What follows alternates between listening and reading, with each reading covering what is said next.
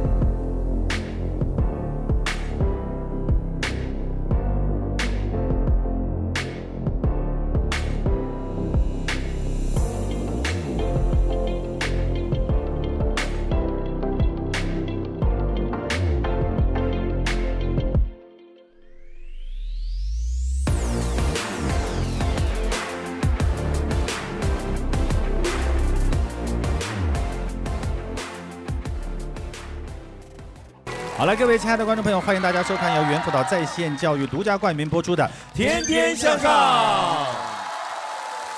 猿辅导在线教育呢，以科技助力教育。看看我们今天这个阵仗，熟悉我们天天向上的朋友，肯定已经是久违了。大家期待的伪装者又来了，我们又可以坐这主持喽。没有。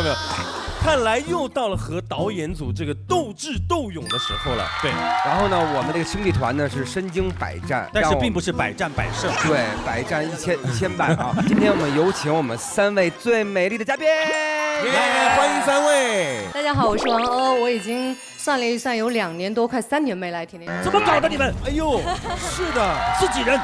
真的，今天一说，我还觉得，哎，真的很想念大家。真的是，对，想念自己的弟弟，对，弟弟一博。我们当时录了一个环节，情景剧，嘚嘚啵。对。好，来小蔡同学。Hello， 大家好，我是蔡卓宜，各位老师好。欢迎卓宜板凳儿。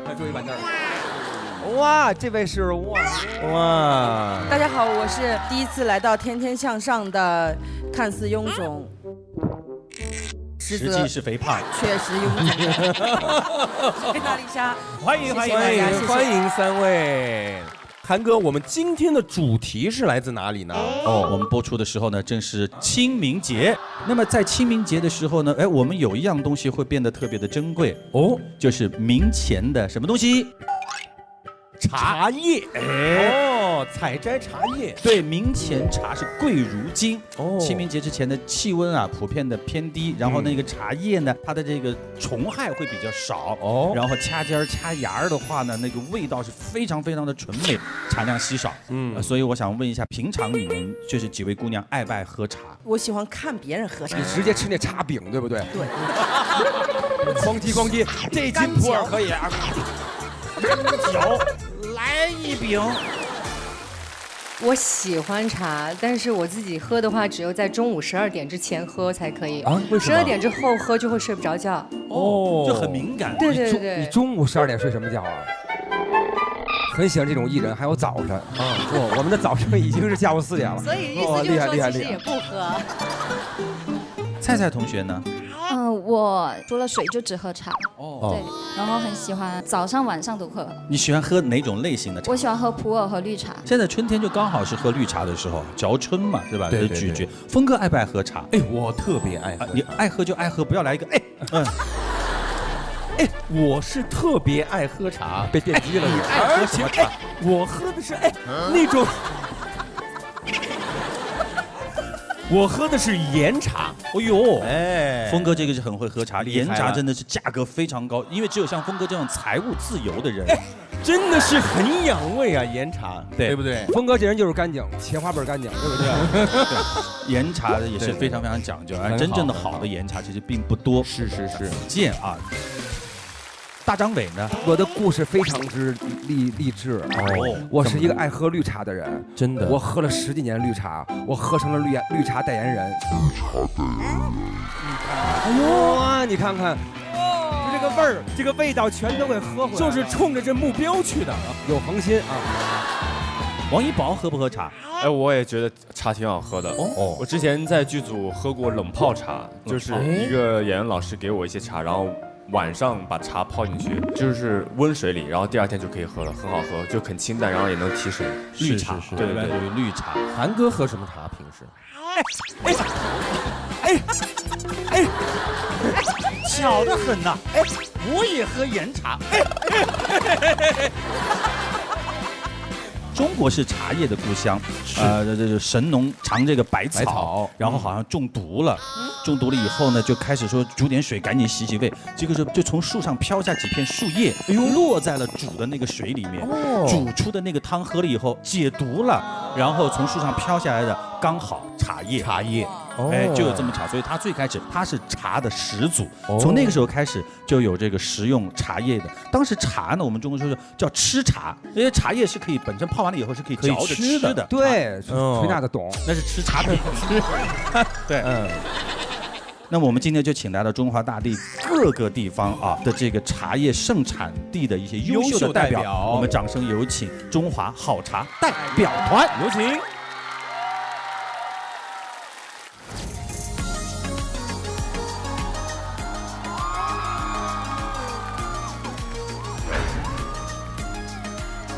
大家好，我是来自七彩云南的茶艺师张俊宁，我是走遍普洱茶村村寨寨的彝族采茶姑娘李依依，我们是茶祖之乡姐妹花。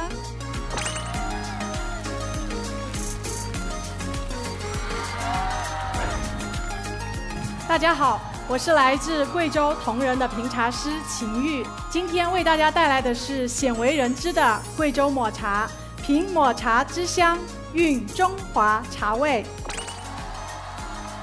大家好，我是来自中国黄金茶之乡湘西吉首矮寨的一位苗家姑娘，我叫王欣，也是一位茶仙子。矮寨不矮，时代标高。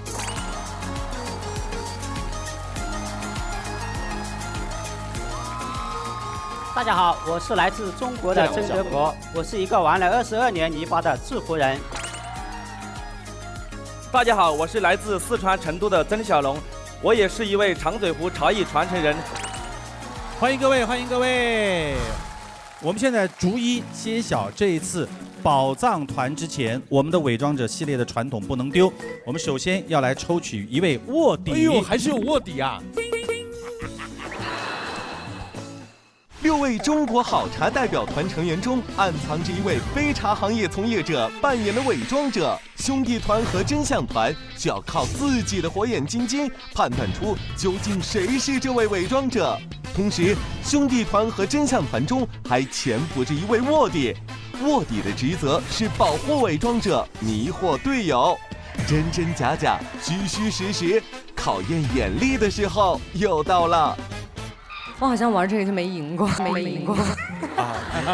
美丽，你好像真的是很砸招牌的一个事儿。每次其实都是王一博或者是谁抽到啊。一博抽中的概念很大。对，一博你要不要先来？好。哎，我记得以前是峰哥每回说谁抽着特别准。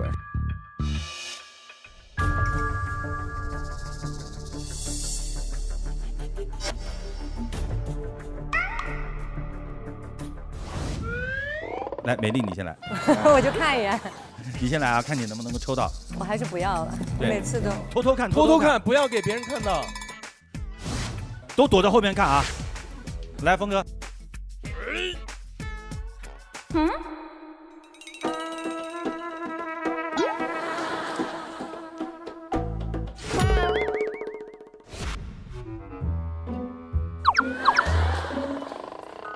别演了，已经知道是谁了，还这么多话，怎么回事？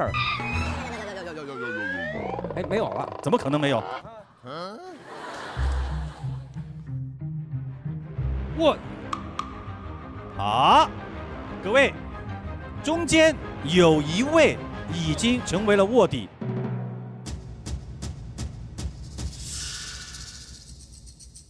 刚刚的6位嘉宾当中，究竟谁会是伪装者？锤，我觉得，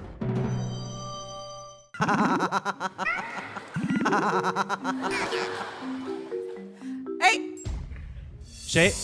哎，刚刚有一位姑娘普通话说的特别标准。哎呦，您觉得是？我觉得她是一个专业的演艺人员，不会是您吧？王鑫，您可以说一句，普通话吗？什么叫你可以说句普通话吗？我想确认一下，因为我记不得是这一位还是这一位了。嚯，你这记性！就是有一位普通话特别的标准。再让他们自我介绍一下呗。大家好，我是来自七彩云南的茶艺师张俊宁，就是他，就是他，你认为伪装者是他？对。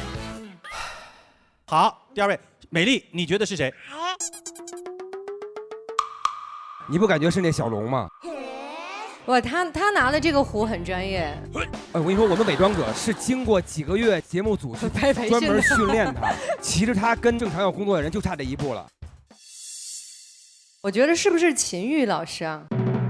他气质太好了，太美了。如果说他是真的喝茶的人，也非常像；但是他是演员的话，也非常像，很有仙气儿。好，菜菜，你觉得伪装者是谁？我可以看一下他们的手吗？当然可以。看有没有茧还是什么？你手好嫩哦。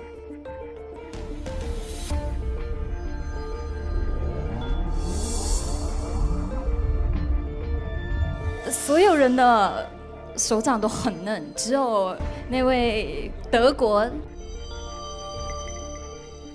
曾老师是做陶艺的，都跟泥打交道。那我分不出来了。那你第一直觉。我觉得应该是小龙吧。小龙，对，曾小龙。好，大张伟，小龙一看就是来自于煤矿文工团的某位演员，演得非常的靠谱。一上来啪那精气神，而且说话时登台一点都不怯场，因为有很多人毕竟第一次上电视，他紧张。你瞧他那节奏带的真好，现在就开始了。你看看我这条上写的“小龙”2个字，写的这么的清楚，对不对？王一宝同学。王一宝同学现在神情有一点点奇怪，有点紧张啊。王一宝，你觉得是谁？我觉得可能是2位男生中的1位。好，前锋，你觉得？我觉得，就是曾德国，因为曾德国老师他的妆有点浓，今天发型和胡子故意的让别人认为他是一位资深的茶艺师。他不是茶艺师，他是做陶的。他玩泥巴的。玩泥巴。就是你了，真的有点带节奏了啊。节奏带的真的很明显了。接下来大家再猜一猜看，通过刚才6位每个人的猜测，你们觉得这6个人当中谁是卧底？哎呀，能是谁啊？这不好猜吧？这个，哎，不好猜你也别跳舞啊！不好猜吧？这个，为什么？你觉得？为什么扭秧歌了？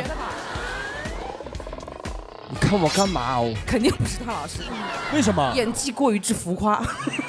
我觉得吧，有可能在2位女神的。对，我觉得有可能。菜菜和美丽。对。尤其是菜菜。菜菜，你觉得会是谁？我觉得一定是张伟老师。你看，这种人就是会上挑衅的当。我刚说一句，他说就是我。好，大张伟，你认为是谁？就是他。我觉得他在带节奏。菜。美丽。有可能是一博。一博，为什么？不说话。一博什么时候说过话？这你都没习惯啊！那藏得很深的人，一般玩得很好的都不说话。是。好，来，一博，你觉得会是谁？峰哥。一博永远针对的是峰哥。峰哥就算刚才没摸条子，他都会说是峰哥。真的还？峰哥觉得是谁？你看，我觉得你们以为我要说一博，对，其实是王鸥。哎，王鸥刚刚一直在甩锅，就是你了，节奏带的真的很明显了。你瞧他那节奏带的真好，现在就开始了，有可能是一博。那藏得很深的人，一般玩得很好的都不说话。好，接下来我们就来揭晓我们今天的第1位好茶团的代表，来自云南的茶艺师和采茶姑娘，看看他们的表述过程当中会不会露出破绽。来，有请2位。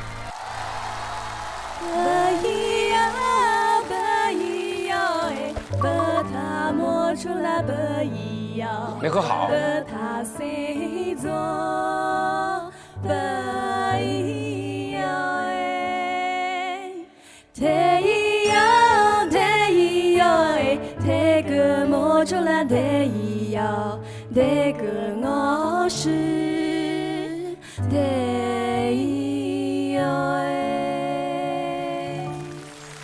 谢谢。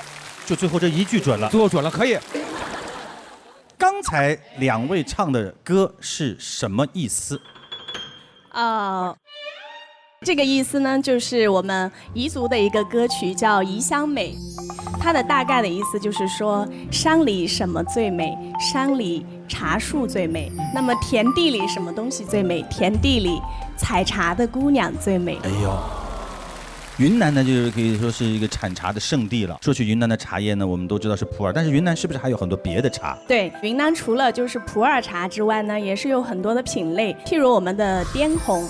滇红茶它是产自云南的凤庆，它也是中国红茶的4大红茶之一。第2个月光白，又名月光美人。第一是因为它的外形，上片是白色的，下片是黑色的，就像月光打在茶叶上的感觉。第2呢，是因为它的采摘啊，就是有一个说法，就是说必须得当地年轻貌美的少数民族来采摘，而且是在月光下制作完成，所以它就叫月光美人。哇，长得不好看的还，你笑那么大声干嘛？对不起。听说云南的不同的少数民族喝茶的方式好像都不大一样。是的，因为我呢就走访过很多茶区了嘛，就村村寨寨各个民族，很多民族的制作跟饮茶的方式都是不一样的。比如像我们的彝族，彝族的话我们叫腌茶法，跟腌酸菜是一样的。腌酸菜是一样的啊。就是采摘新鲜的茶叶，然后一层一层的紧压，满了以后再给它压实了，放置3个月以后得出的茶汤，那个酸爽，大家可以自己去想象一下。您平时会采茶吗？当然。那您这个美甲是采茶师做的吗？这不是为了来参加这个参加我们节目特意做的美甲？特意是吗？对，因为手本身有点粗糙，还是导演组安排。对，而且一波还发现它不灵的，非常的好。譬如我们的滇红滇红茶，它是产自云南的凤庆2个人一起上，肯定故意引带另一个人，而且第一组也很有可能。而且高跟鞋，不灵不灵的，特别的亮眼。你不会马上一撕这个衣服，头发甩大步的走，就开始跳起了街舞。采茶的姑娘就没有资格追求时尚了吗？我有一点蛛丝马迹，我可以证明这2位姑娘绝对是正宗的云南人。为什么？因为云南人的口音，它是有一点前后鼻音不分的。来，请2位姑娘分别说一句：“我去山上放羊。”我去山上放羊，山上放羊。干什么？你来，我去山上放羊。在云南可以啊，他也有可能是来自云南话剧团的演员。话剧团的演员说成这样不合适吧？有意的呀，有意倒口啊。对啊。除了这个彝族，还有什么？还有壮族，那壮族就更厉害了。壮族的茶可谓是可以决定他们的人生大事。哦哟，壮族的伙子提亲的时候，伙子，对，小伙，小伙，那个云南话不小心露出来了。壮族的伙子提亲的时候，姑娘会赠予他一杯茶，如果那杯茶是甜的话，就表示他同意了；但如果反之，就是表示不同意，那这个小伙子就要失落而归了。哎呦，那小伙子要是感冒了喝不出来，白瞎了。云南的普洱为什么会这么好？其实是因为它非常的稀少，因为都是古树。第二呢，是因为我们云南得天独厚的这个地理环境，我们云南讲究一山一味普洱茶，每一座山和每一座山之间的茶味它是不一样的，因为每一座山之间的温差、海拔、日照，包括这个土壤的酸碱度，它都是不一样的，所以孕育出来的茶完全不一样。所以云南有一句话叫“一山分四季，十里不同天”。云南话怎么说？一山分四季，十里不同天。哦，这个也有可能是假的。今天大家算是来着了，他带来了一饼非常非常难得的普洱，是一棵1000年的古树的茶。哎呦，很珍贵啊！妈呀，这个今天被我们喝了。我问一下啊，这一饼茶它的市场价格应该是在？因为它的这种独特性的话，其实可以说是无价的了。然后现在我们的1000年的古树茶是不允许采的。现在我们就要来泡制这个有1000多年的一棵古树，然后我们再泡这么珍贵的茶，而且它已经存放了20年，所以我现在要先温一下这个壶。哦，看它破茶的这个手法，哇，它竟然破不开，而且壶也倒不出水。啊，配合的特别默契，这边撬不开，那边倒不出。哎呦，好吉祥啊！这个培训2个月的演员呢，就是打这个有点费劲。您是经常开这个，这叫什么东西啊？这馕？茶饼。茶饼，对。一般撬茶的话就从这里分，但是因为我这姿势不方便，所以我就把它翻过来开了。因为做了美甲。就是它太不自然了，这么肯定啊！我就感觉好像很不自然，他在故意掩饰。这么肯定啊！峰哥是我们就走访。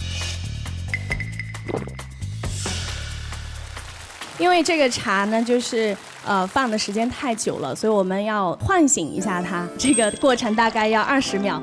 锤锤给他唱一 Mariah Carey， 立马就醒了。我给他唱一个云南山歌助助兴。2、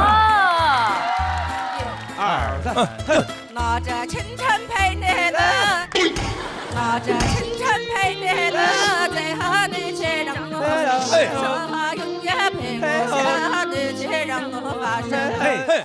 好听哎！哇，他哭了，茶都醒了。他醒了，说你你别唱了。哦，这个味道出来还挺香的。我闻闻，你闻闻，哎，我以前喝这普洱老有一股喝砖的那种感觉。你是喝到一股泥土味是吗？那个是熟普。我觉得这个叫来自大自然的味道，商业气息。啊，商业气息。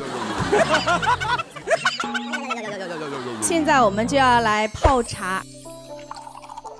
看一下20年的颜色，大概就是这个样子。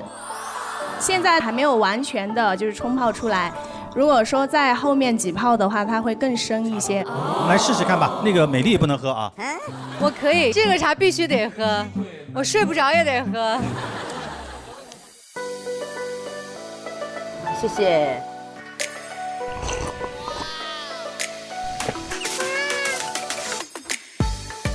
哇，这还挺好喝的，对，挺好喝的，好喝哎，可以再来一杯吗？欢迎续杯。好像还有一种茶是它茶中的极品，那个冰岛跟班章，口感上的班章是以霸气口感啊征服很多茶客。对，还有一句我们普洱茶圈的话叫“五岳归来不看山，班章归来不言茶”。那冰岛的口感呢？冰岛的话，它是入口即甜，兰花的香气就是一下子变成了后起之秀。哦，所以说我想喝甜的这个普洱就点冰岛，是不是？啊，对对对对。记住啊，冰岛。还有曼松，曼松的话，它是属于中小叶种，它是入口也是非常的甜柔，会跟冰岛有点相近。哦，我们都能尝一尝吗？可以啊。因为刚才讲解了一下，现在想让你们猜一下，就是这3款茶当中哪个是冰岛，哪个是班章？甜的就是冰岛呗。我们来试试看吧。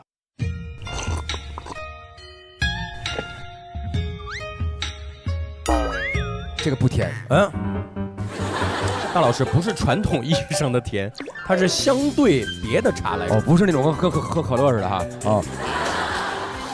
中间那个好香哦，有一股特别的香气。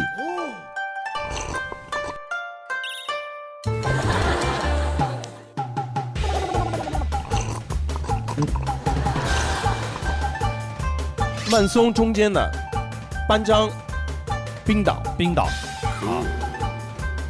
这个是班章，冰岛，不，班章。曼松、冰松，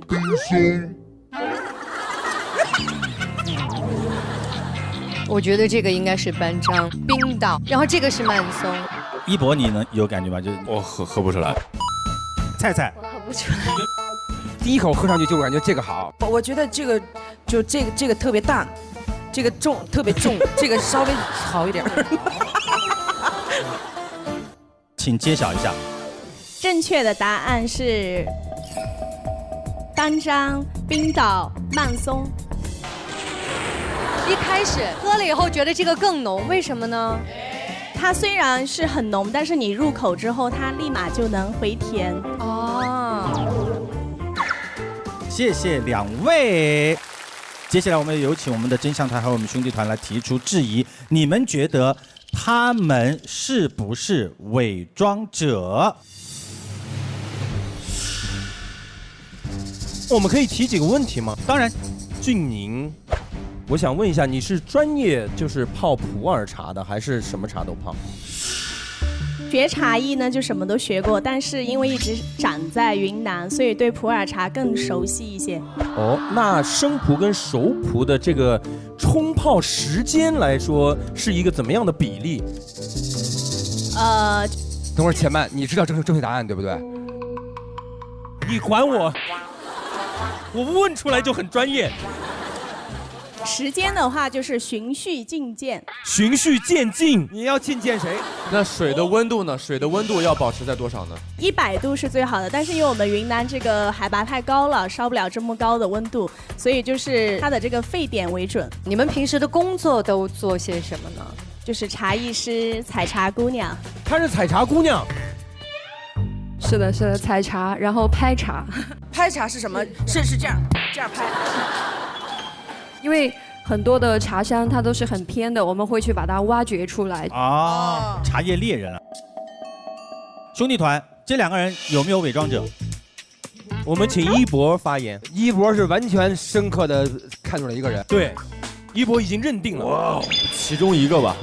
哦。2个都有可能，一个是可能故意的很假，要不然就是可能为了帮助别人，然后混淆视听。对，已经是碟中谍，当当当当！你们是太久没玩这个环节，很兴奋啊！我天哪啊！好，真相团，你们觉得这2个人当中有没有伪装者？他们俩说的话都很专业，都没有说需要考虑的。所以你们认为他们2个当中没有？没有。哎。带节奏，凭什么你代表了2位？对，我下一个眼神就是让他说，我对这2位深信不疑。哎呦，因为我当时没有拿着话筒，我只是把话筒放下来，默默地唱了一句。拿着金蝉佩内的在岸边，然后他就看了我一眼，我就觉得这是一种感应。猜猜，我觉得应该是真的吧。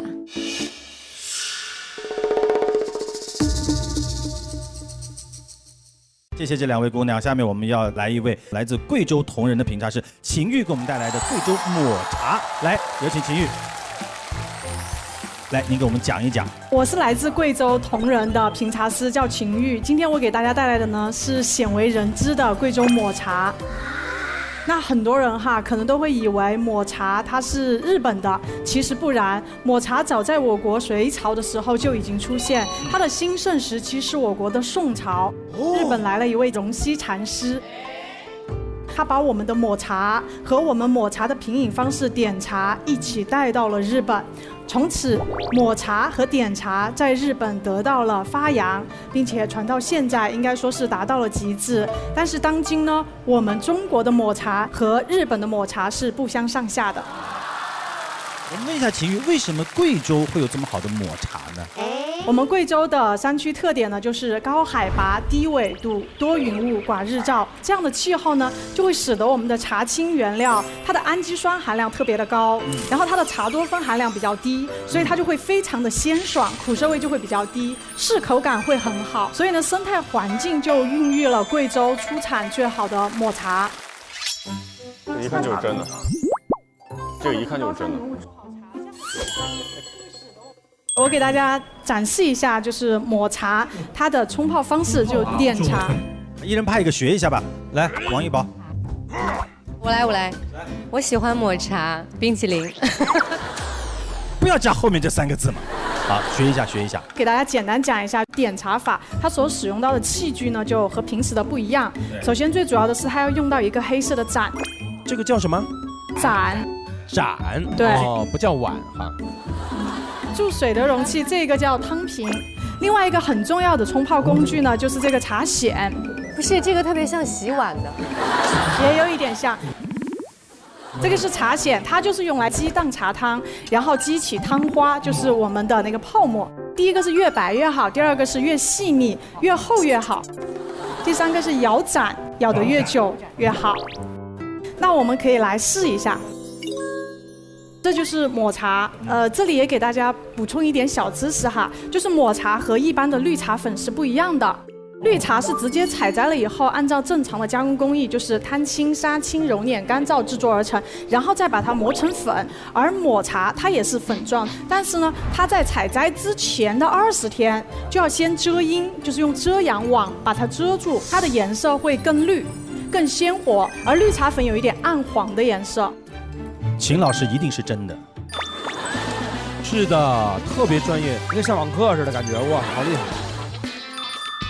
感谢你们的肯定，那我要继续演下去。继续演下去。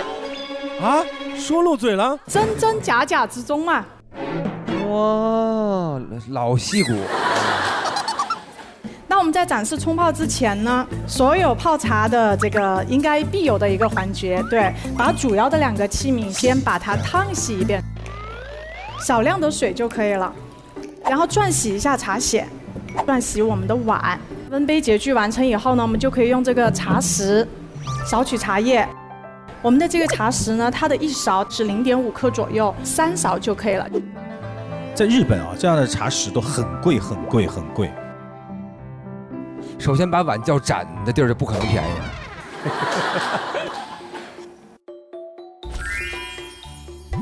你看我这很专业。然后我们就要注水，但是注水呢要循序渐进的，不是一次到位，因为我们这个粉它是800目以上的，特别的细，所以如果直接注很多水，它就会凝结成小颗粒，待会儿你就打不匀，就打不出很多的泡沫，而且喝起来会有沙质感，口感不舒服，就跟放胡椒粉。对，所以呢，我们注水呢要少许，就是注到什么呢？这个水刚好淋湿了我们的这个茶沫。好，现在呢就进入正式点茶了，就是打茶。一只手需要扶住碗，然后另外一只手就拿起茶筅，均匀的搅拌。使得水和我们的抹茶均匀的混合，然后弄湿，并且调成膏状。哎，真的出香味儿。对，它已经出香味了，很香哎，超香的。老师，我这个已经很高了哎，可以帮你看一下，这个就是水有一点多了。一博的可以吗？它这个效果很好，对，它这个就是膏状。哎，一博这个还真的可以。调成膏状以后呢，就可以加水，然后开始激活。好，这一次注水呢，就是注大概20毫升左右就可以了，不要注太多。这次要用力，所以大家扶碗的时候就平平的，对，放在桌上。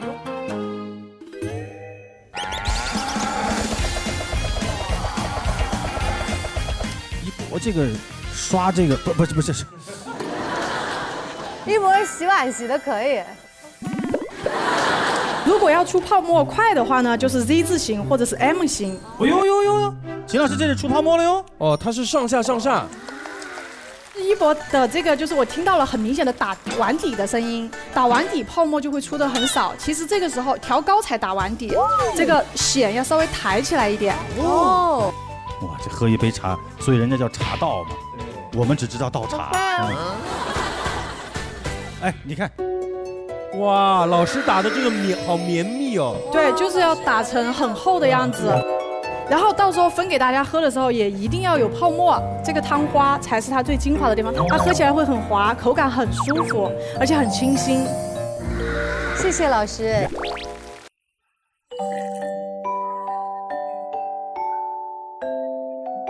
太好喝了，真的太好喝了，我觉得比抹茶冰淇淋好吃多了。是吧？来锤，哎，你尝一下，香个嘴儿。哎，杯子不能嚼啊，我就怕他把杯子。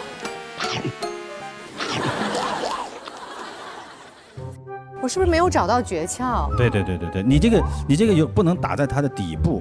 我是一直悬空，但是我好像觉得我找不到那个诀窍。呀，韩哥，你看，你看，哇，哎呀，韩哥可以。这样可以吗？可以，就不够厚。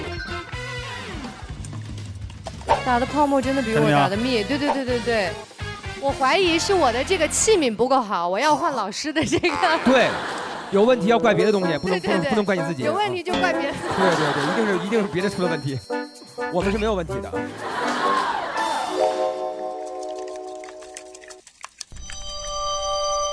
你看，老师这个真的有比较好用啊？真的吗？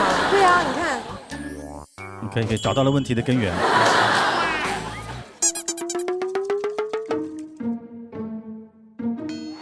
老师这个真的有比较好用。你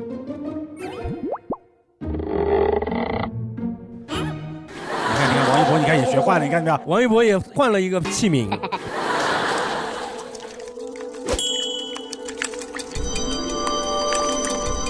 哦，一博有了。哎呦，是不是还是器皿的问题？哦，你看，因为老师这个器皿本身就比你们俩那个密，是不是？对，这个疏密度也有关系，不过是随机上的呀。老师是伪装者，王鸥又在带节奏了，王鸥。尝一博的。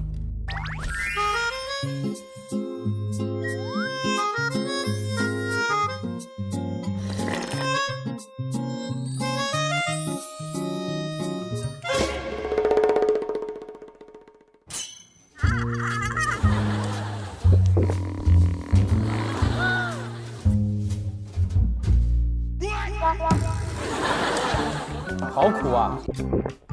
是吗？哎，等一下，您能再给我调一杯您的吗？因为我们喝完一博那个感觉就是说，有点是人生初体验。它是如此的难以忘记，对，好像出奇的苦，想起了下回拍黄瓜，那个是酸，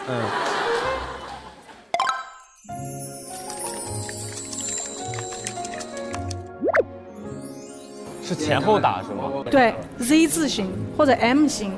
可以吗？可以，就是不够厚。一博还在努力，谢谢您嘞，我喝是不是这个？一博，你做那个差不多，是这意思，是吗？是这意思。竟然没有人要尝王鸥做的。王鸥，你这个是苦瓜汁儿。峰哥来一杯。来。哇，我看这像胆汁儿啊。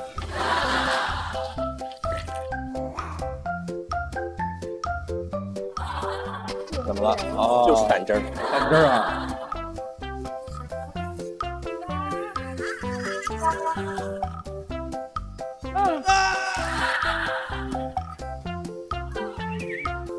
怎么样？哎，怎么回事？来，你自己来，你看，自己都不相信自己了，喝完以后就说出来，我是卧底。不是。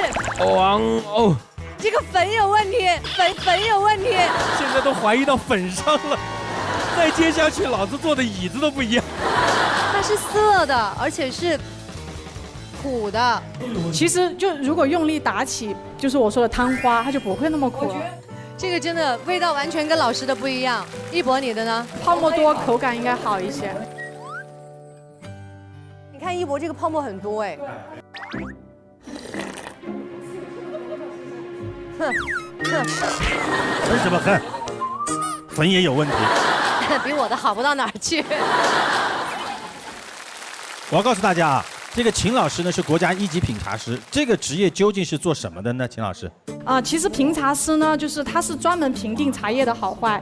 就无论谁，就是市场也好，厂家也好，给到我们一款茶叶，我们要能够通过我们的专业技能技术，把它的优点、缺点评判出来，并且定级定价。前端呢，我们会指导市场的销售；到后端呢，我们会指导生产加工，改进他们的工艺，提高他们的品质。一博还没有放弃，还在倒。拼了！你看啊，我们现在2个队啊，卯足了劲想检验出到底秦老师是不是伪装者。为了验证您的身份呢，我们今天也在现场呢准备了几杯茶，正好请老师来品一品。好的，我们现在来进行一个小小的测验。我们这个长桌上有4杯茶，分别是不同等级的。我们首先请我们这个秦老师啊，先来介绍品茶的方式。就是我们学评茶的时候呢，要评鉴一款茶叶的好坏，我们会从5个方面入手。首先第一个方面呢，我们要看茶叶的外形。待会儿大家就可以通过你们自己的感官去感觉一下哪一款茶外形是价格最高的。第2点就是看茶汤的颜色。现在4款茶叶已经泡出来了，我们看一下，通过我们自己的感觉，颜色上谁是最贵的。然后第3方面就是闻茶叶的香气，就是这样嗅闻。那记住哈，因为我们人比较多，待会儿我们在闻的时候呢，不要向里面呼气，只能吸气。先呼，如果你有气憋着，先往外呼走，然后再吸。对，吸了然后尽快盖上去，而且吸的时间不要太长，因为吸得太长了，其实你把别人的吸走了，要完。你的鼻子会就是感觉不到这个香气，因为茶香它很细腻，然后最后看叶底，就是看外形、看汤色、闻香气、喝滋味。然后你们试着告诉我哪一款茶最贵。来，开始。第一步先看，这是闻香气的。哦，来了啊。对。憋住啊。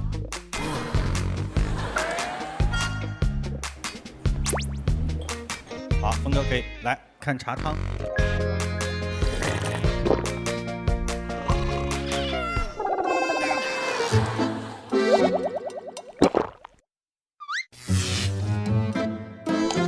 峰哥，你这个感觉啊，真的像那个医院检验科的一样啊！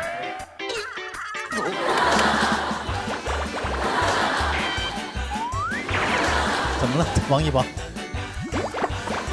王一博现在人生最大的梦想就是存钱，然后把峰哥买下来。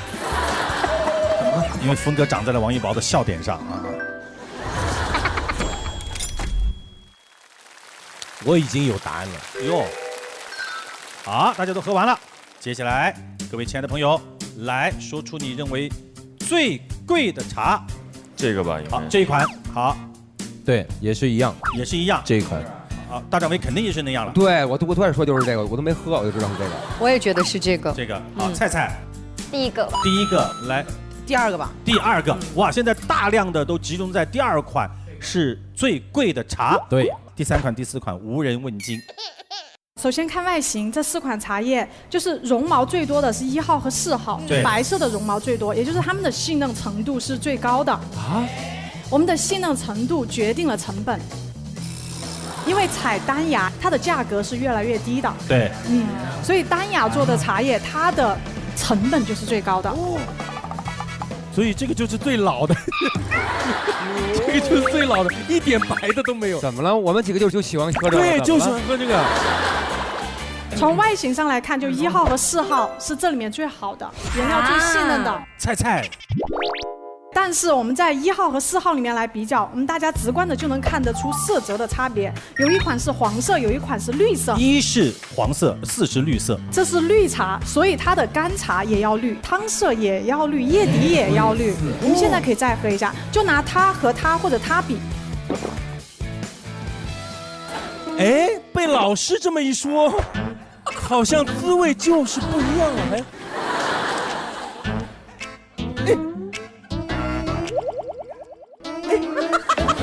真的，我们评茶师评茶不像消费者品鉴，5秒、10秒、20秒就出汤了。绿茶我们要泡4分钟才能出汤，我们要把茶叶的所有优点和缺点全部泡出来。我们不光看它好，我们也要看它到底哪些缺陷。所以这种冲泡方式让我们找它的缺点，里面找最好喝的那就是4号了。好，可以揭开了，揭开谜底。应该是对不对？也有错误的可能。尊品啊，天啊，好厉害！尊品就是最高的。他们4个都是贵州绿茶，都匀毛尖，在我们的地方标准上面分为5个等级：尊品、珍品、特级、1级、2级。哦，1级。看看我们这个，你们认为最好的，大家都喜欢这个。特级也不错了。所以如果排序的话是1、2、3、4。不错，你们俩喝出来点，2的不错了。接下来第2轮呢，我们由场上的嘉宾随机选3款茶，然后混在一起冲，给秦玉老师来品尝，他来判断你们是放了哪几种茶。哇，这可以啊！天哪！一杯里面3种茶水，这也行啊？这可以喝得出来吗？证明它不是，对吧？对。证明他培训的时间比较长。来选，来抓。我们不能说名字， 3种不能说。就这个来。好，这一个。这个。好，再来点这个。来1包。当心啊！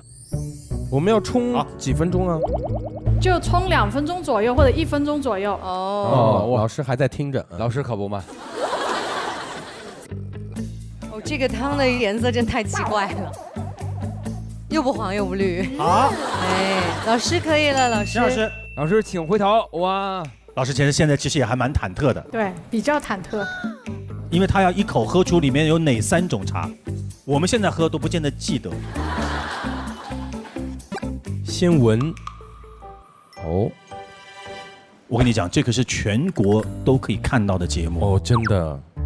作为一个1级茶艺师，如果没有喝出来啊，回去就摘牌。哎呦，很严重哦！天哪！老师慎重的又喝了一杯，然后走了。不说也罢。好，老师，就我感觉，有黑茶，有红茶，有白茶。老师您别起这哄，老师。3个里头有2个对了，2个对了。就这个时间太短了，对，就是浸泡时间太短，所以汤的味道特别的浅。那我再给您倒点原汁儿出来。这最浓的给我就好。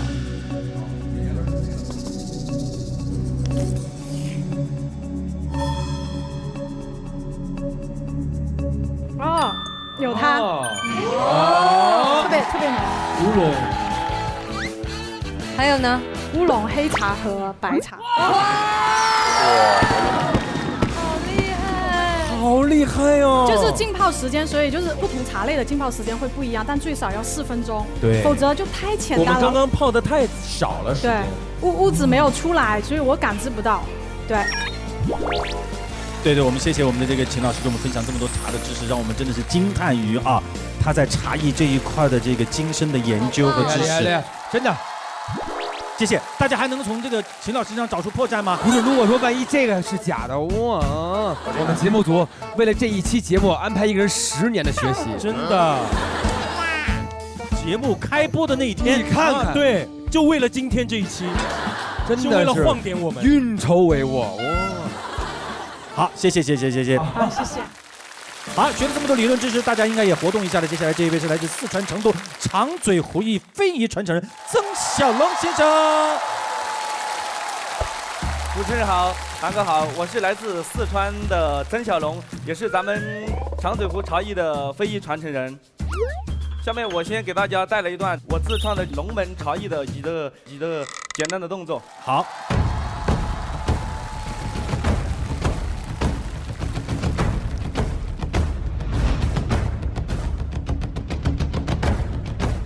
这都是有水的，我要告诉大家啊！嚯！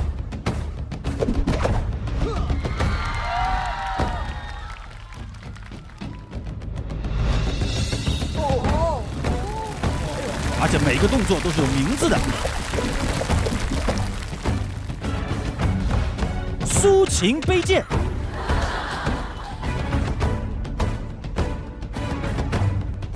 我飞龙在天。刚才那个动作叫做斜上有挥。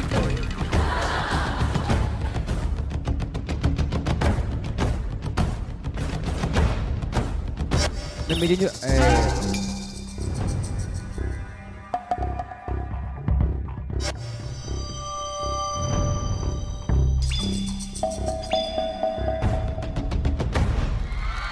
这个节目这么短吗？哎呀。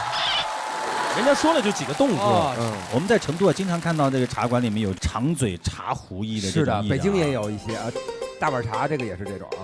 对，我们特别想问一下，就是为什么就是四川的朋友喜欢用长嘴壶倒茶？其实这个是有讲究的。当时四川啊，就是喝茶的人呢袍哥。然后就在商量事儿。如果说倒茶的人太近了的话呢，他们会认为听到自己的一些东西，隔墙有耳。对，然后呢，你也不能说，哎，对不起，你让我给你倒个茶，也觉得就不尊重这些袍哥，然后就远远的倒茶。第一又听不见，第二又不让他们让开，不打扰他们。据说好像是这样的啊，小龙。有这个说法，有这个说法。就是他。而且还有什么原因呢？咱们就是四川人以前喜欢喝那种比较嫩的茶叶，由于这个壶嘴比较长，然后出水的时候可以降低水的温度，就可以更好的保证茶叶的口感。第二个原因就是冲水的速度特别大，可以看到这个茶叶翻滚，很快的就散发出它的香味，哟嚯，要加价了！看完了我们这个曾老师的茶艺之后，两队要不要派人来感受一下？来，我们觉得两队都应该派出重量级的选手，兄弟队派出前锋，这边知道谁去匹配。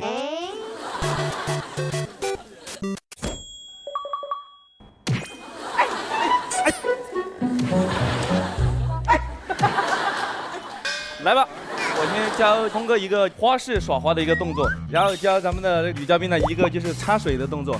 峰哥先来。峰哥来学第一个动作，左手抓住壶，右手抓住这里，你看到，左手出去。右手用力的往下拨动，这个，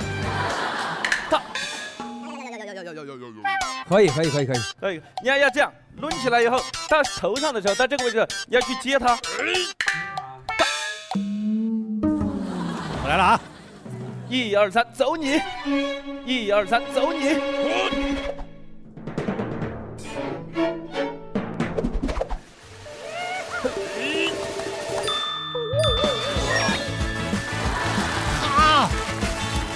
做这个动作的时候，这个肚皮白光一闪。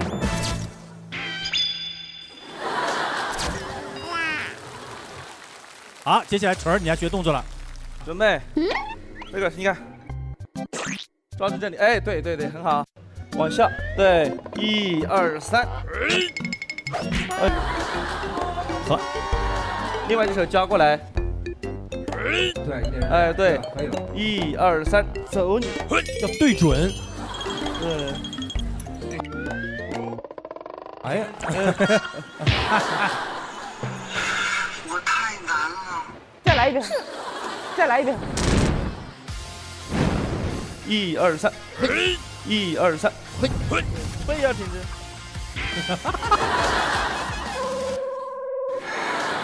你这是声东击西，对不对？啊，很好，很好，很好。其实四川人平时真是很喜欢在茶馆里坐一坐。四川有非常非常浓郁的茶馆文化。我们今天出几道题考2队，看看你们对这个茶的门道有多少。我们接下来由小龙来判断你们说的对不对。请看第1题。第1题，长辈给你倒茶，你应该回以什么手势？我知道。好，抢答前锋。我知道。好，你先说。王说。你先说。卧底说。你跟我不是一队的。我知道，应该是传统意义上的这个叩手礼，2个手指呈这样跪的姿势，然后扣2下桌子。但是缘由是什么呢？跪谢。但我听说啊，好像是在乾隆下江南的时候呢，在茶馆里面给随从倒茶，随从没有办法在这么多人的情况下给他当面跪下谢礼，所以呢，只能用这个手指做一个叩谢礼。小龙，哎，对，2位嘉宾都回答得非常好。其实就是按我们现在的说法来说，拳头握紧，在桌子上敲3下，表示对长辈五体投地的敬意。哦，是5个手指，2个指头也是对的。来，第2题。第2题，请问刚倒满茶，他为什么转身就走了呢？谁来答？我知道啊，前锋。茶倒的满有一种意思，就是赶客的意思。是的，其实，在倒茶的时候，记住，咱们只需要倒7分满就行了，然后留3分情，酒满惊人，茶满欺人，就是这个原理。第3题，放一片树叶在盖子上是什么意思？有没有人回答？这个就不知道了。有一片叶子在这里，就是提醒咱们的茶艺师，我会暂时离开一会儿，不要把我的这杯茶收走了，我还会再回来。哦，接下来第4题。第4题，把茶盖竖起来，插在茶床和盖碗之间是什么意思？什么意思？来，小欧。这个应该就是告诉倒茶的人或者服务员吧，就说应该续茶了。续茶是这个意思吗？我们以前我也听到过故事啊，就是证明在我们这个茶馆来喝茶的人，可能钱没带够，好吧，今天快点赊账。赊账，有这个意思。做这个动作的人呢，仅限于咱们茶馆里面的熟客。好，谢谢小龙。接下来有没有质疑曾小龙的？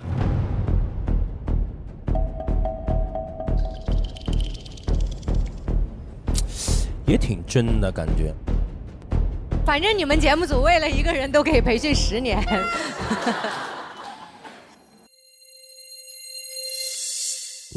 其实我们都应该去看看小龙的手。对。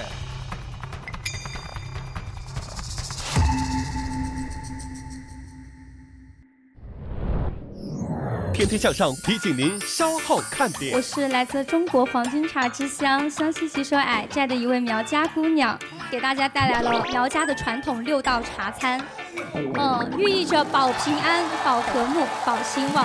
太好了！我们有时候喝茶经常会不小心碰到茶杯，而我这个杯子它是屹立不倒、四平八稳。哎，我做了什么？怎么倒了？不是不倒的吗？猿辅导在线教育，天天向上。待会儿见。猿辅导在线教育，天天向上。现在继续。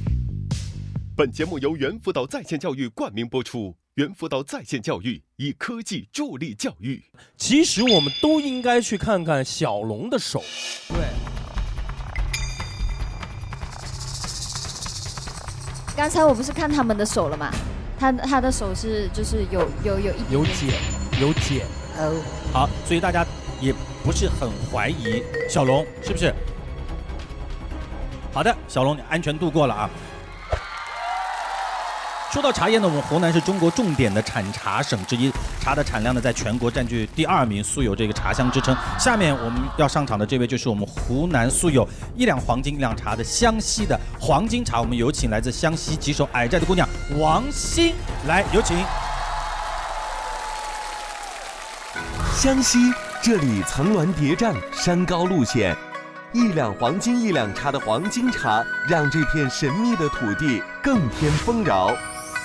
被誉为时代标高的矮寨大桥，让这座千年苗寨连通世界，以茶香运兴味，以鬼斧造神功。主持人好，韩哥你好。王欣老师背好词了吗？紧张吗？紧张吗？眼光有点闪烁，眼光在闪烁。对，这个环节很难过。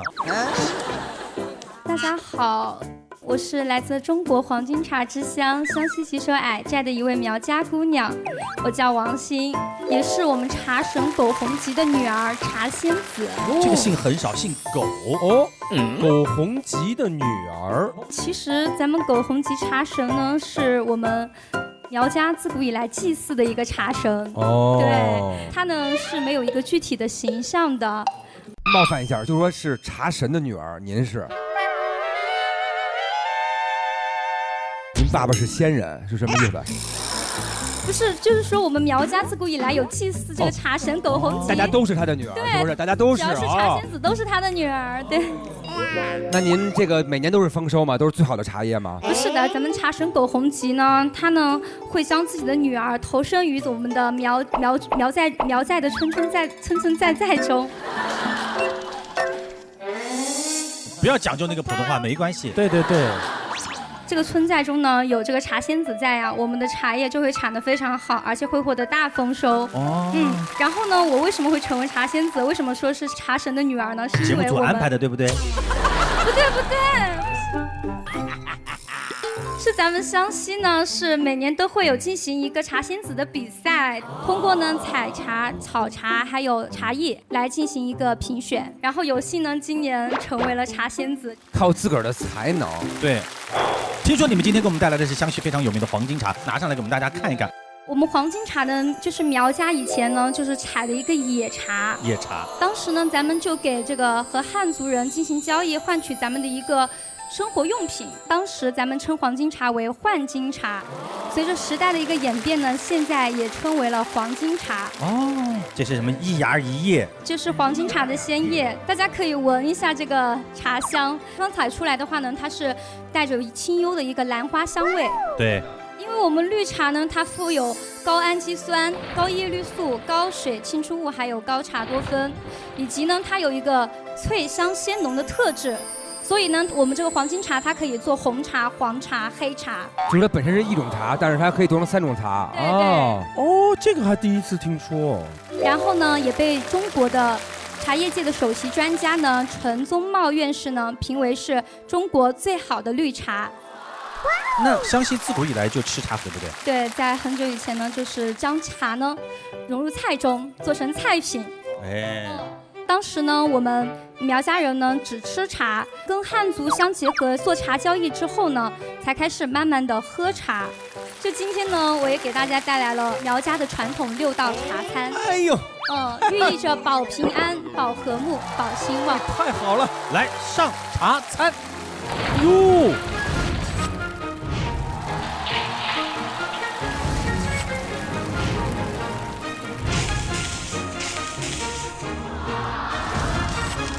咱们的传统这个苗乡的这个茶餐呢是有6道：黄金猪脚、茶香凤凰、喜鹊过河、燕子归巢、茶团圆、青白汤。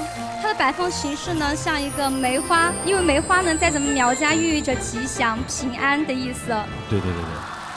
是咱们的一个黄金猪脚，苗语呢又叫沃葛嘎巴，大家可以尝一下。来，峰哥先沃葛嘎巴一下。咱们猪葛嘎巴呢，苗家人也说啊，女子吃了能够永久的花容月貌，男子吃了呢能够强身健体，小孩吃了呀能够长得快，而且少生病，所以叫做黄金猪脚。好吃吗？他什么都觉得好吃，你自个儿吃是不是？开动，我们开动喽！开动。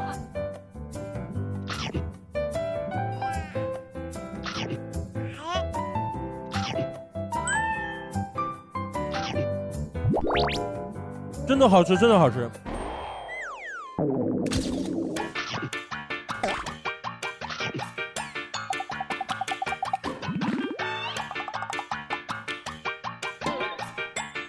真的好吃，真的好吃。来，王一宝。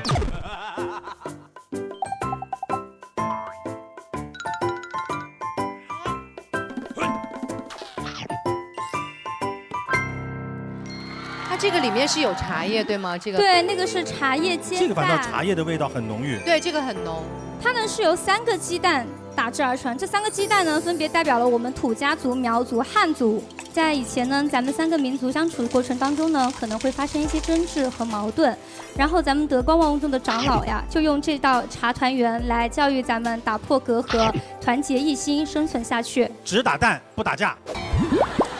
可以尝一下这个甜茶羹，也叫喜鹊过河。喜鹊过河。对，喜鹊呢，在上古时期呢，是我们的一个神鸟。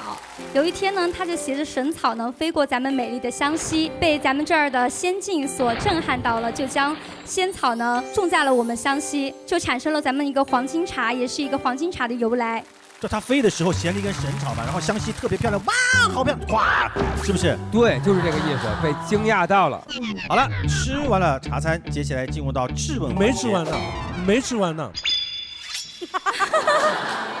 我天，我峰哥的胃口啊，我佩服他。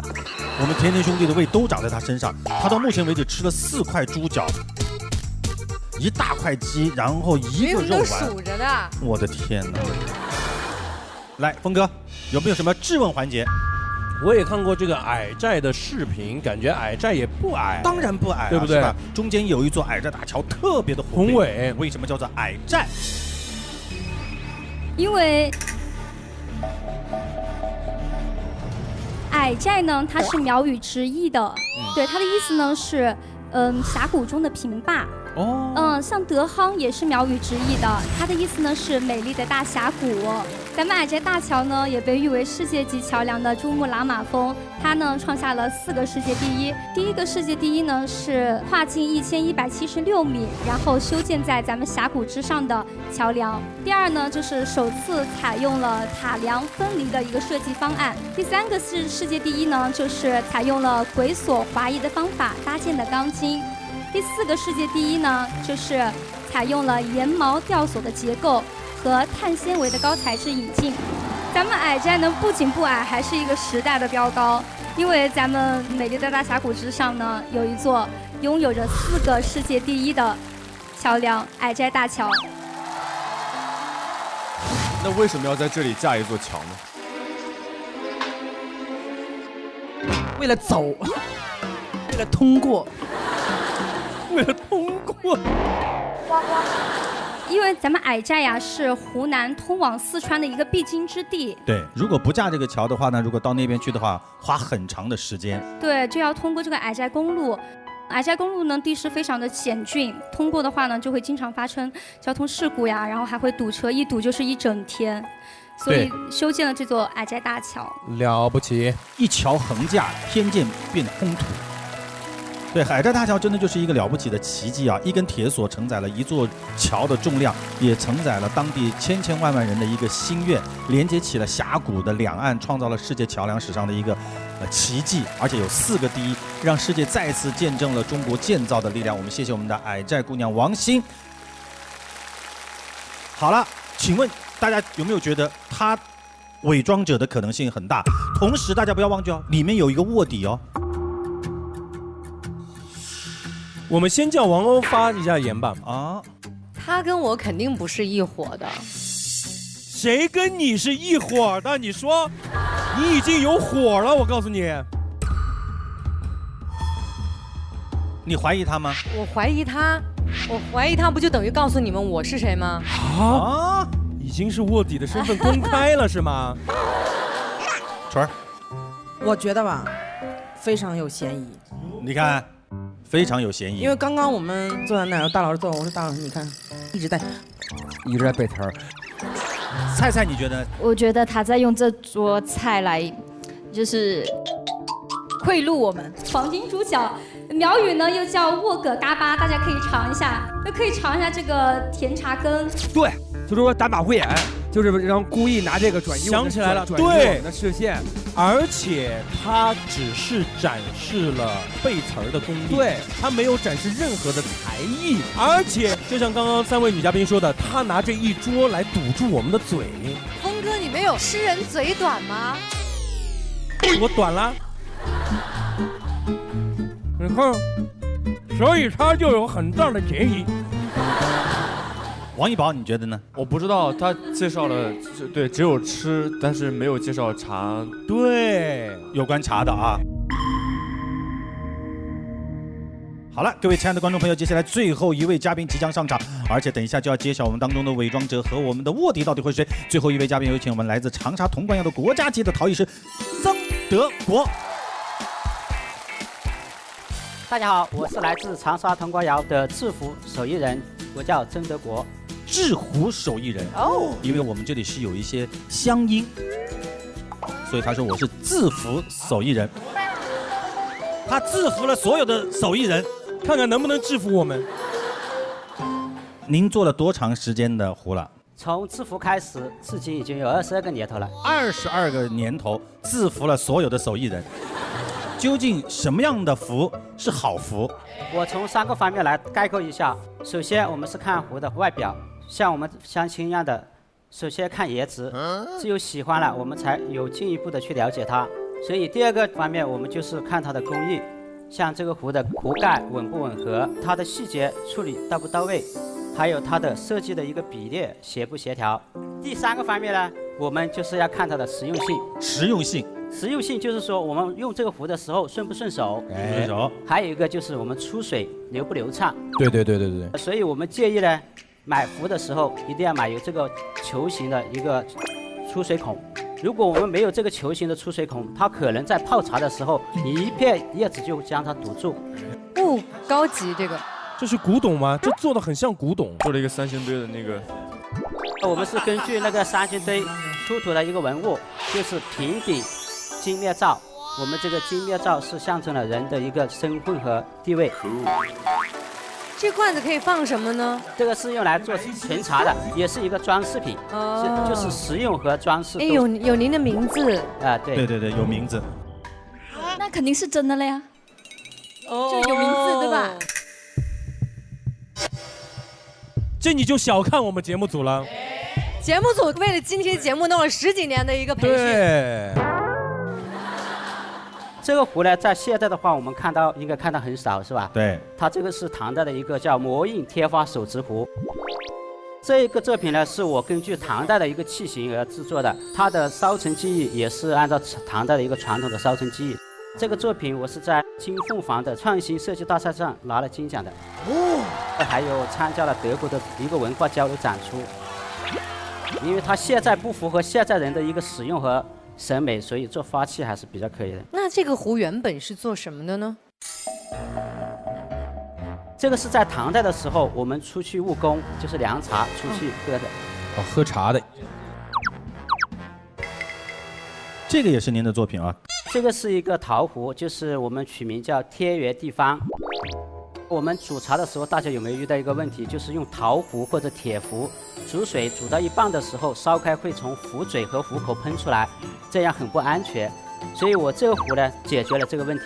特别我们泡茶的时候，在冬天用一般的不锈钢这个烧水壶，它是烧不开，或者烧开了沸点达不到100度，而这个壶可以达到100度。啊，这个非常好啊！哎，这个壶开了，你看真的没有冒哎，真的没有冒。那你这样拿不烫吗？不烫。不烫的吗？我试试。他手是假的。你的手要注意一下啊。是真的不烫。啊！哇，这个很厉害，这把壶我想要。这把可以送。可以。这位老师已经不用怀疑，他从头到尾就是对的。曾老师，我觉得是假的，这个可能性不大。这个也是您的作品啊？对，我们有时候喝茶经常会不小心碰到茶杯，而我这个杯子就解决了这一个问题。哎呦，来了，开心的开始。它是屹立不倒，四平八稳，屹立不倒，四平八稳。嗯，我做了什么？呀，怎么倒了？不是不倒的吗？屹立不倒，四平八稳。它因为可能不平，可能有沙子。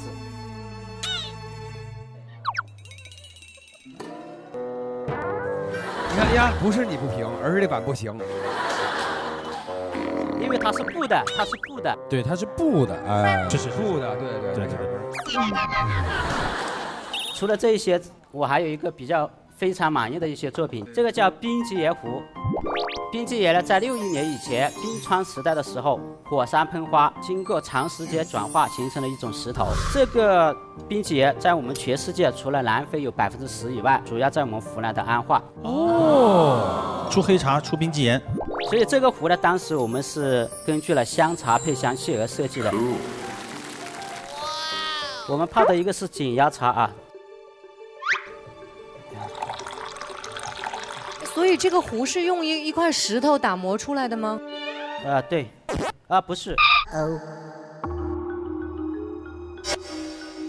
它是用我们潼关的陶泥跟安化的冰极岩石，把它粉碎之后融入在一起。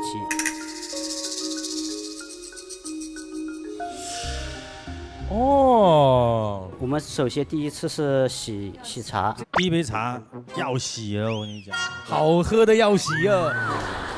我这个没有使劲的焖，我们大概一般是按照正常的要焖一下，对不对？对，因为我们洗了2道之后，这个茶壶的温度锁在里面了，所以它比一般的壶泡出来的味道会醇厚一些。而且它隔热，是不是？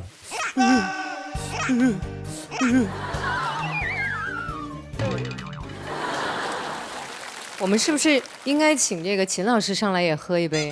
看见秦老师喝不喝得出来它是黑茶？好，可以了。来。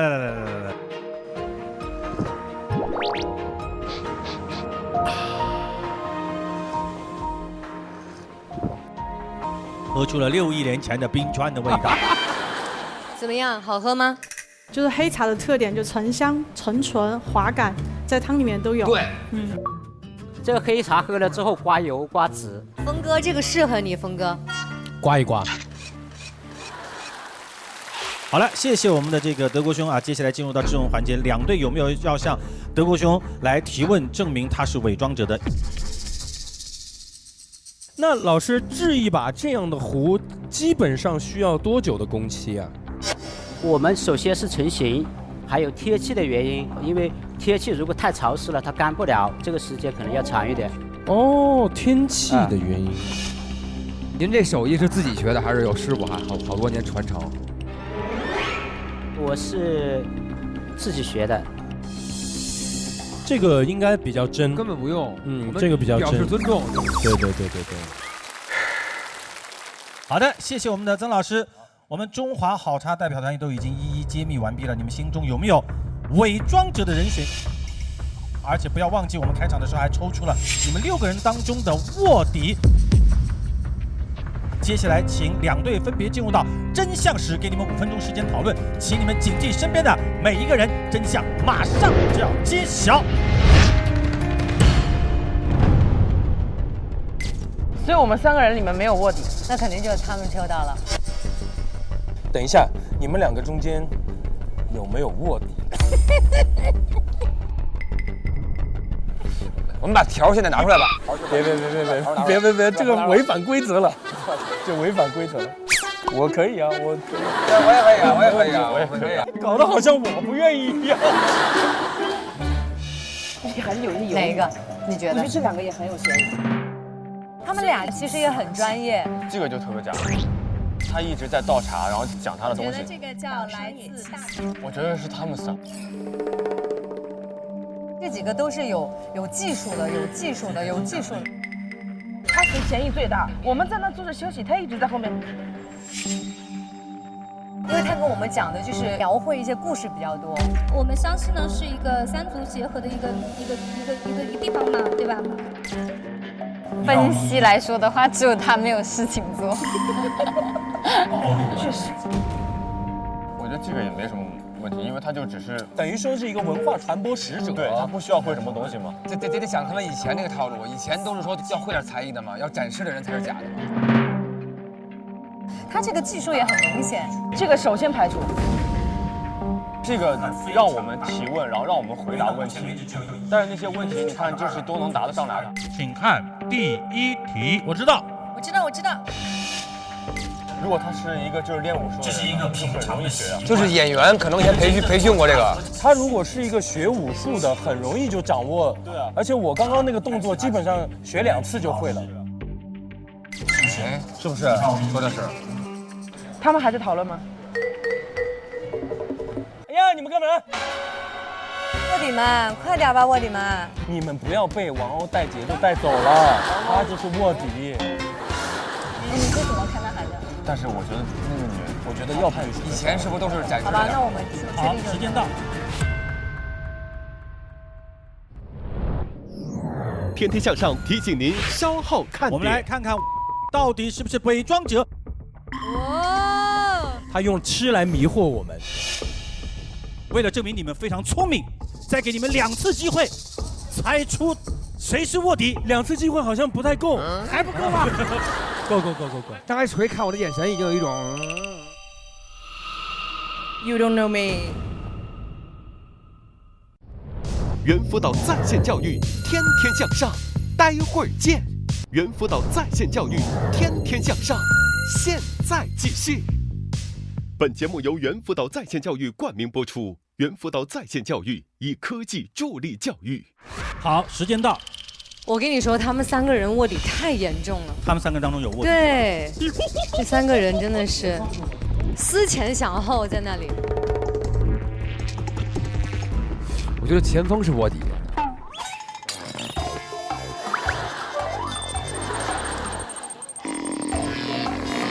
你们仨不是一伙的吗？我不是卧底，相信我。2边的答案不一样，分别说明一下怀疑的理由。我们怀疑的是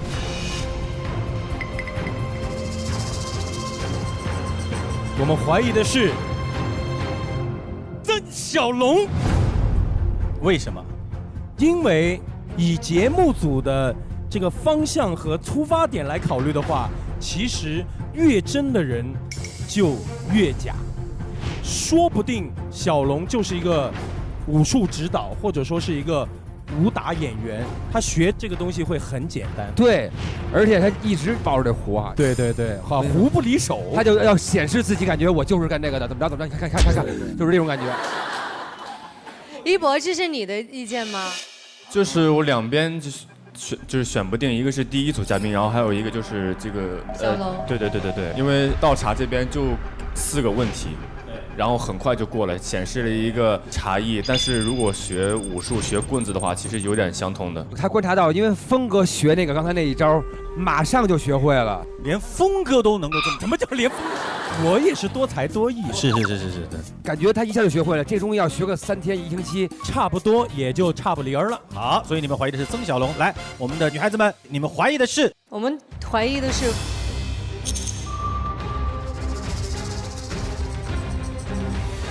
我们怀疑的是王欣。Tell me why？ 因为王欣小姐姐从头没有说任何跟这个茶艺专业相关的东西，她一直都在说这个菜啊，这个传统的故事啊，一些很美的画面啊，都没有讲特别专业的知识。好，接下来我们有请被怀疑的2位上场。哎呀，好紧张。好，我们首先王欣。我们来看看王欣到底是不是本场的伪装者。各位亲爱的观众朋友，3、2，好紧张。1，不是，不是，不是。哦，喷他们哦。好，接下来有请曾小龙，大家来猜猜曾小龙是不是我们本场的伪装者？3、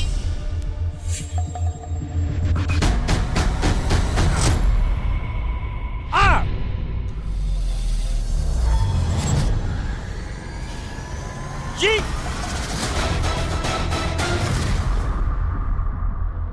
撒花！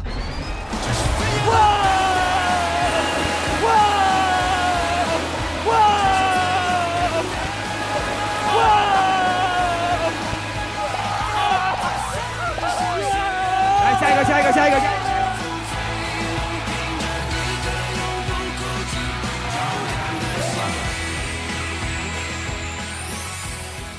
猜对以后的心情是怎么样的？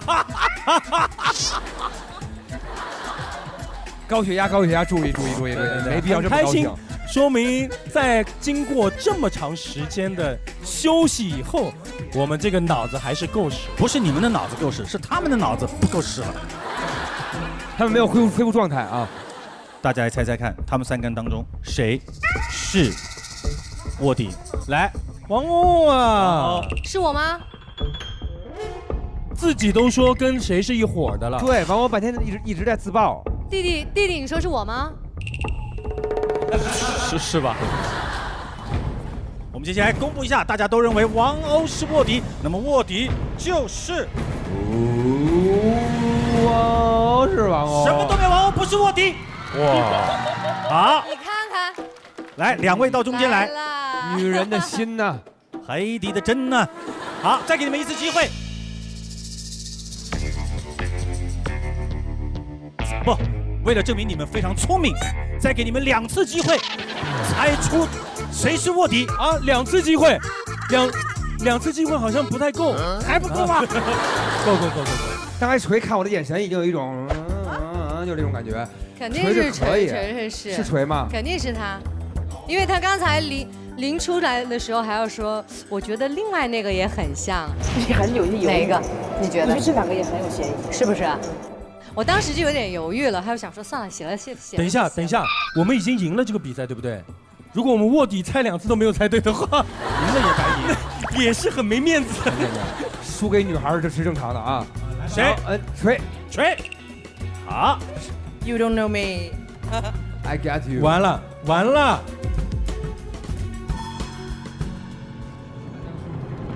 不是卧底。我就说了是猜吧。哇，你这么棒！哦，白赢了。你是卧底，伪装者是真相。好，菜你跟我们讲一下拿到以后的心情。我拿到啥？天哪，为什么给我拿到这个？其实我们都应该去看看小龙的手。刚才我不是看他们的手了吗？他的手是就是有一有茧。好，所以大家也不是很怀疑小龙。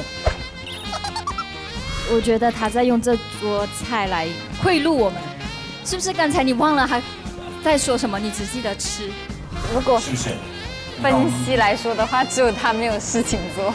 我觉得也是，因为他在跟我们讲的更多的是故事。原来是这样。其他都太专业了。但是他是最后的赢家，猜了2轮都没有猜到卧底是他。对，我们掌声鼓励一下我们的猜。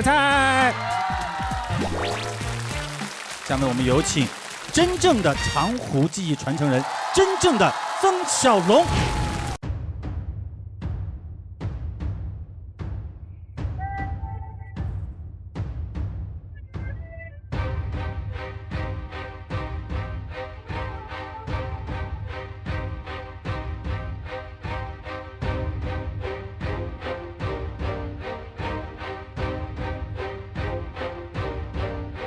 这才是非遗传承人啊！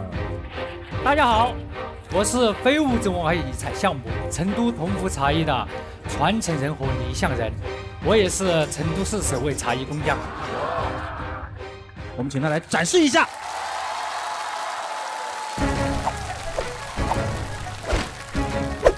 哇！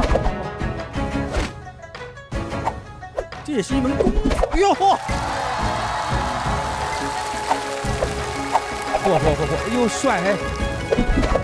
哇！你看看人家，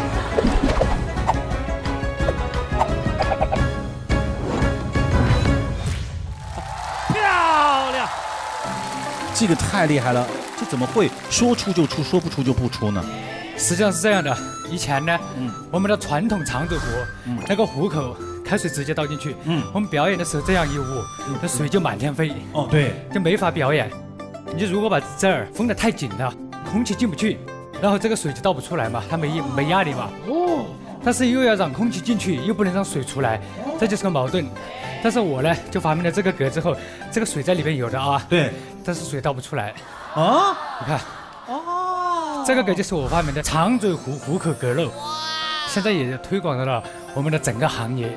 然后他们在舞台上表演的时候干净，自己掺茶的时候安全，太棒了啊！给整个行业注入了一种创新的感觉。好，接下来我们有请小龙来公布一下自己真实的身份。我是峨眉派弟子董广。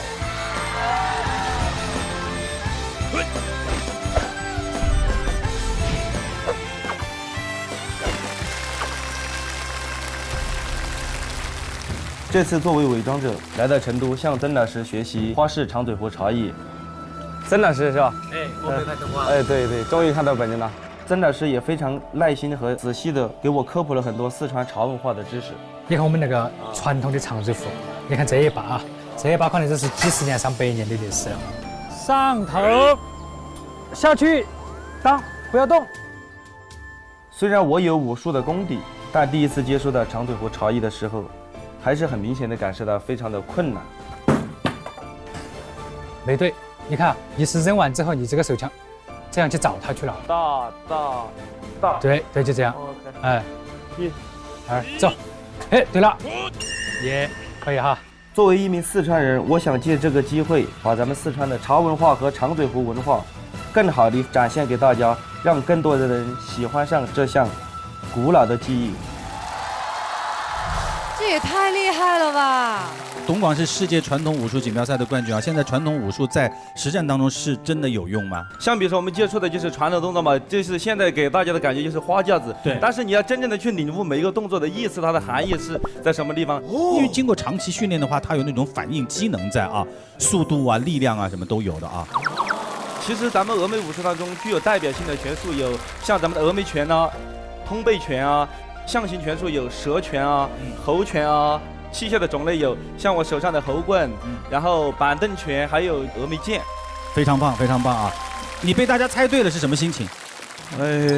还是演得不够好，是因为你气质过于的出众，他那范儿就是一个练武术的范儿啊！而且他从始至终抱着那个壶。再来一遍，从始把始弄清楚。从始至终啊，他抱着那个壶，其实没必要，对吧？道具用完了就可以拿下去。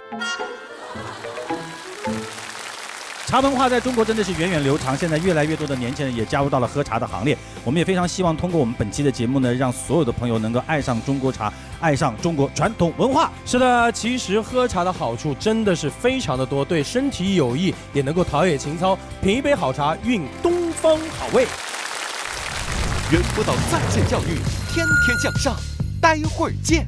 猿辅导在线教育，天天向上，现在继续。本节目由猿辅导在线教育冠名播出。猿辅导在线教育以科技助力教育，天天向上提醒您下期看点。我们今天节目的名字叫做“汪汪打工队”，掌声有请功勋卷天团。消防收钱主要是在灾害现场寻找生命的信号，海关及时遣主要是在国家出入境查缉走私犯罪物品，刑侦厅协助重大刑事案件的侦破。我们了解一下为人类服务的工作权。我们接下来呢，分别对4只狗狗进行测试。太可爱了，太喜欢狗了，是吗？坐，坐下，坐。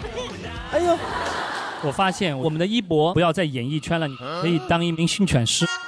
请一博尝试一下海关缉私犬训导员的工作。在前面给手势，我们在他前面好吗？你看他要坐下了哦，重新来好吗？可以放松一点。请大家根据自己的兴趣选择要实习的训练师岗位。我们要下台阶了，慢一点哦。兄弟，我下台阶了，已经。好，贴住狗。我们面对奶奶的时候，你们这么高，奶奶她是坐下来的。这是什么？怎么办？你好啊，小朋友。我真的不会，对不起。感谢独家冠名商猿辅导在线教育，猿辅导在线教育与科技助力教育。是的，谢谢大家，我们下期节目再见。再见。我们天天向上，散发着光，天天向上，乘风破浪，一起玩，温暖欢笑飞扬。我们天天向上，不慌不忙，天天向上，来日方长，一起玩，不离不弃大声。